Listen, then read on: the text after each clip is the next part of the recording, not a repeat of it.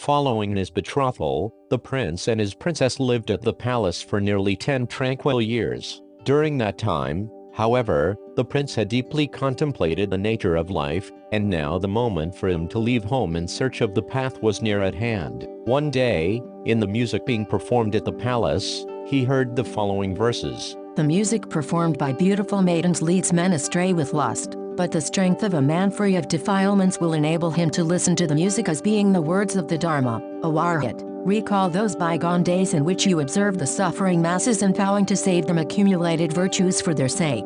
Now is the time to leave home, with a mind of great compassion. Take in those afflicted by the three poisons. Truly, in these three worlds defilements burn like a raging fire. The ignorant are infatuated with youth but are soon shattered by old age, illness, and death. The wise man, in years gone by, met the Buddha and has already become enlightened to the true Dharma. The time to rain down the sweet nectar of the Dharma is now. More and more the prince spent his days in a pensive mood. One day, he thought, ultimately, to live as a human being is nothing more than to seek for something. There is a seeking that is good and a seeking that is evil. Evil seeking is to seek in the following way. Although one is a being that undergoes birth and gradual aging, one seeks other beings who undergo birth and aging.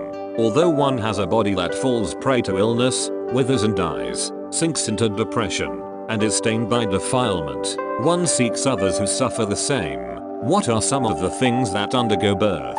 They are such things as one's wife and children, servants, livestock, and gold and silver. Like oneself, these are things that age, become ill, die, sink into depression, and are stained by defilement. People of this world, although they themselves will eventually wither and die, still seek out those things that also wither and die. Moreover, they are attached to and led astray by these things. Good seeking is to seek in the following manner. One who undergoes birth, observes the misfortune of those that undergo birth, and seeks the nirvana of unsurpassed calm, which is a dharma that does not undergo birth.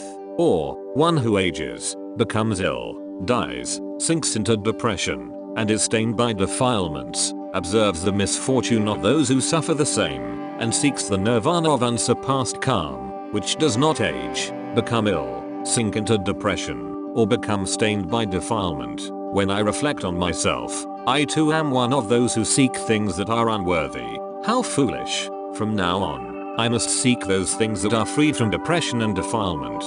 Again, at one time Siddhartha thought to himself, my body is extremely handsome and delicate. At my palace, lakes filled with countless lotuses are filled to the brim with water. Flowers in a multitude of colors, blue, red, and white, bloom in all their glory. If the perfume is not from the candana tree that grows in the country of Kasi, I refrain from rubbing it on my body. I also wear silken undergarments next to my skin, and lower and upper garments and hats made of silk, all from the country of Kasi. Night and day, above my head, a white canopy shelters me from discomforts of heat and cold and shields me from dust, grass, dew, and so forth. Moreover, I own 3 palaces.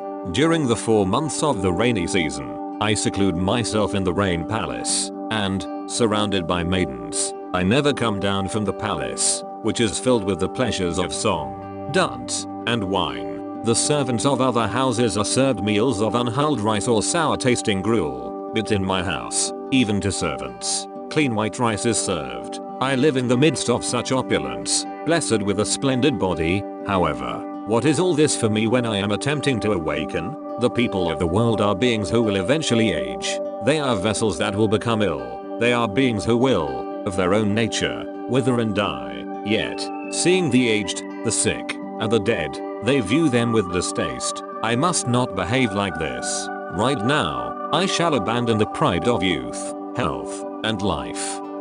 As the prince's mind engaged in a profound struggle, his father the king, remembering the words of the sage Siddha who had offered a prophecy regarding the prince, worried profoundly that the prince might leave home to seek the path. One day, he heard that the prince planned to leave the castle and visit the forest, and he ordered his attendants to remove all foul and ugly things from the prince's view. He ordered the attendants to clean the roads, decorate the city, and sweep and clean the garden. The prince, accompanied by his attendants, left by carriage from the east gate. On the road, he caught sight of a man laboriously shuffling along. The man appeared to be a hunchback. His hair was white, his body was emaciated, and he leaned on a cane. When the prince asked the charioteer what manner of man he was, the charioteer answered, "An old man." The prince said, Am I going to become like that man? The charioteer said, "All living beings, whether noble or ignoble, are unable to escape this fate." The prince became distressed, and thoughts of visiting the garden vanished, so he immediately ordered the chariot to return to the palace. The second time, the prince left the city through the south gate. He caught sight of a man who had wasted away to the bone. While he writhed in pain in the middle of a rubbish heap and panted, beads of perspiration flowed down his jaundiced skin. The prince asked, Will I also someday become ill like that man? The charioteer answered, No one is able to escape this suffering. Again the prince ordered his chariot back to the palace. King Suddhodana heard about this and became increasingly distressed. With added severity, he ordered his attendants to clean every part of the city. But when the prince left the city through the west gate, he chanced upon a procession of people grieving mournfully and bearing a dead man on a bier. The prince sighed and asked, Alas, in the end, am I going to become like that man? The charioteer answered, All living things must inevitably die. Therefore that day again the chariot was ordered back. On the next occasion, when he left the city through the north gate, he met a man clothed in a saffron robe, walking along with great dignity. His hair and beard were shaved off, and he was carrying a begging bowl in his hands. When the prince asked the charioteer, What manner of man is he?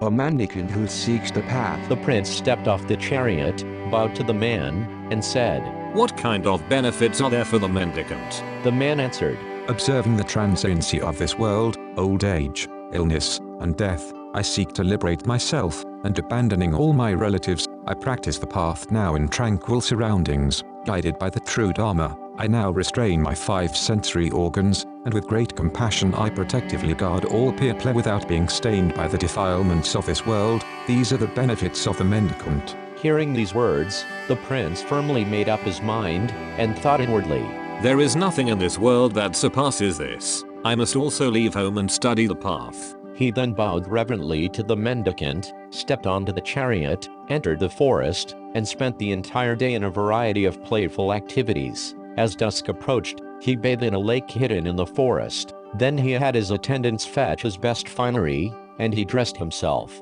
Amidst the exclamations of delight of the court ladies, he boarded the chariot. At that moment, a messenger from the king brought news of the birth of the prince. The prince dispassionately said, Another fetter that I must undo has been born. Having heard the word Radula, fetter, the messenger reported it to the king, and thus the newly born son was named Radula. The prince, who had firmly made up his mind to leave home that night, hurried home to the palace and was surrounded by a crowd of happy people. But on the way, a young maiden named Kisagatami, who was on the upper story of her palace that looked out onto the main thoroughfare, caught sight of the prince and, filled with delight, recited this verse. Happy indeed is the father, happy indeed is the mother, who has such a son. Happy indeed is the wife who waits upon such a husband. How truly happy. The mind of the prince was not disturbed by such tender and passionate verses, but because the word for happy, nibbudha, resembles the word nirvana, he was put in mind of the latter. In gratitude for her unwitting blessing on his new venture, he unfastened a necklace of pearls and presented it to the young maiden. Then, urging his charioteer on, he returned to the palace.